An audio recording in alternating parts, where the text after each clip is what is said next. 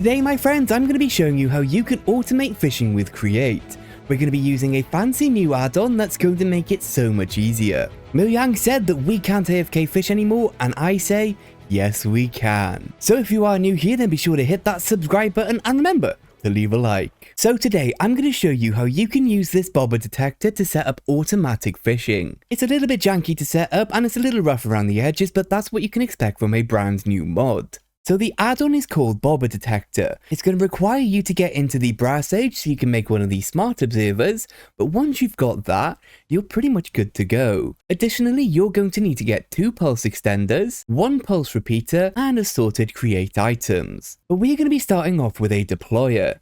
Now, you want to press F3 and make sure you're either in a river or some kind of ocean biome, because if you're in a tiger, you're not going to be getting any of the ocean or river loot. At least I think that's how vanilla fishing works. But we're going to be placing our deployer right on the water's edge. Now, we need to hook this deployer up to some kind of rotational power. If you're building it locally to your base, then you can go ahead and hook into your main power. However, if you're just going to build this away from your base, we can very easily just use a water wheel. However, we are going to need to speed this up a little bit. So we're going to start with a small cogwheel going into our deployer. Then we're going to go for a large cogwheel coming off of that. Then we're going to add in a shaft. Then we're going to go small and then finally large. And right on the end here is where we're going to be putting our water wheel. Now I am going to need to do a little bit of terraforming so we can try and get some running water under this. But once we do that, everything should kick into gear. We can see that we're generating 128 stress units and this is going to use 128. It's not the prettiest of setups, but it absolutely works. Now then, into the back of our deployer, we're just going to pop in a regular hopper. This is where we're going to be putting all of our extra fishing rods. Now, underneath our deployer, we're going to place in a regular barrel. This is if we don't want to add any additional automation like a belt over there. We can put a barrel underneath and then a hopper going into that. That's going to catch all of the fish that are fished up. Now, with any vanilla Minecraft fishing, there is a small chance that the fish that you catch will get thrown right behind you as if you had caught yourself a big fish. And the same is true when you were fishing with a deployer. So what we're going to do is we're just going to add in some kind of wall that's going to basically stop the fish from going any further up. Now, I would like this one to be upside down if possible. It's not the prettiest of things, but for now it's doing its job at telling you that you need to add some kind of barrier up here. Now, previously I have tried to use chutes to feed in our fishing rods, which absolutely does work, except the fish get stuck right on this tiny little lip here. Not ideal, so we're just going to stick with having them land on the belt. However, we don't want the fish to land in this hopper, so we're just going to put a block on top of that. Now, as it stands, if we were to give our deployer a fishing rod, it would throw the line out, and then on the next pass, it would reel that in. We want a way to stop this deployer from moving once it's cast its rod. That's where we're going to use this bobber detector. So we're going to place down 2 temporary blocks next to our deployer, and then we're going to build out into the ocean around about 5 or 6 blocks.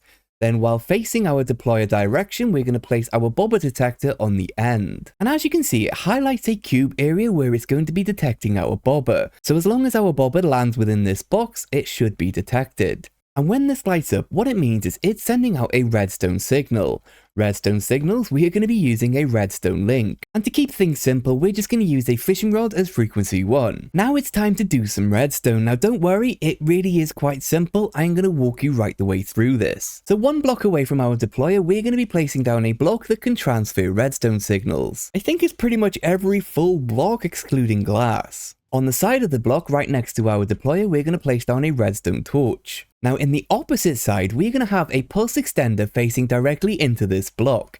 And on the end of that, we're just going to place down our redstone link. We're going to set the first frequency to our fishing rod, and we're going to right click it with our wrench to make it a receiver. Now coming back to our redstone torch facing into our main block, we're going to have a pulse extender, a pulse repeater, and a button. So then, if we press our button, we'll see that the redstone activates and our deployer does 1 rotation. Now it's going to wait for this bobber detector to send out a pulse to say that the fish has been caught.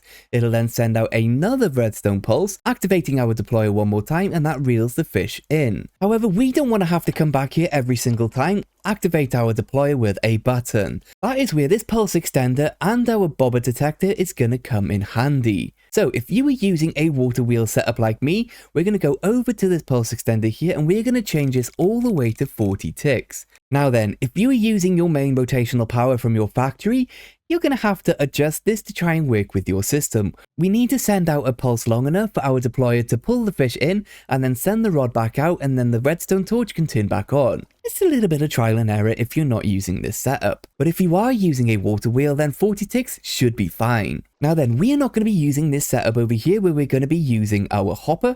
Instead, we're going to break this apart. We're going to connect into our belt over here. We're doing this so any fish that gets caught is going to land on our belt and get sent into our processing area. And to make sure that no fish will ever land in this hopper, we are just going to re-add our wall over here. And you know what? Let's just go for an artistic installation. Something like that should probably be fine. Again, putting a nice little build around this could be completely doable. So what do you say that we now press the button and see if everything works? Here we go. Button press, we get one activation of our deployer. The bobber detector detects the bobber. Great. We're about to catch a fish. The fish gets launched up, lands on our belt, gets sent back into processing, which around here we have got a main storage vault. And going off of that, we have got a brass funnel. On our funnel, we've got a filter that is going to pull out only things that can be smoked. Then we've got a simple campfire setup with a fan that's going to smoke all of our fish. And once it's been smoked, it gets sent into a nice big storage. However, we're not really after the cooked fish unless you really want a lot of cooked salmon and a cooked cod. What we're really after is going to be our treasure. So in here at the moment, we don't seem to have much treasure, but it's only been running for a couple of minutes. But our secondary funnel is really quite simple. All we need to do is say, if it can be smoked, we are going to deny it. So that's going to be your enchanted books, your leather boots, your string, any other drop can get pulled out right here. You can then send that on a belt into some main storage. But there we go, my friends. Now you know how to fully automate fishing with Create. It's a nice little add-on that does exactly what it says on the tin. So if you are still watching, then don't forget to subscribe because there is more Create content on its way. Thank you so much for watching, and I will see you in the next one.